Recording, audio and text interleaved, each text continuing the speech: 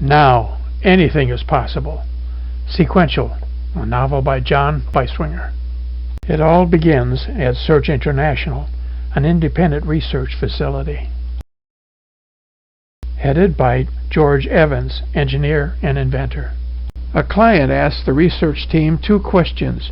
He wants to learn how it is possible for a single human cell to become a beautiful, creative human being. He also wants to know how that human being can recall instantly an event that occurred over 30 years before. Is memory really stored in the folds of the neocortex? Or is it stored in the DNA of the neuron itself? And if so, can a human cell memory storage device be developed?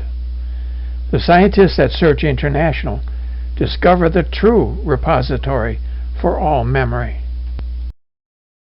The particle, the fabric of the soul, in a dimension called the sequential state. Can memory stored in the particle be retrieved and recorded? The scientists at Search International build a lab to find out. Research physician Anna Pearson is on hand for all of the tests, as is Lashana Jackson, a biophysicist specializing in the human brain. As a reader, you will be present as Joan Kenny travels back in her ancestral memories through the sequential state where time is not a factor.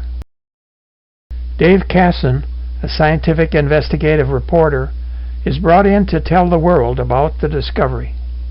Dr. Ben Karash, an Israeli scientist, volunteers as a test subject, and you will watch the Roman centurions approach his ancestors' home before 70 AD. Then there's Willie, a savant. The research team hears the story of Genesis told by Willie like they've never heard it before. Intrigue enters the plot as competitors, a foreign government, and a special interest group learn of Search International's remarkable memory enhancement discoveries. A key member of the Search International executive team is killed in a terrible accident. Or was it an accident?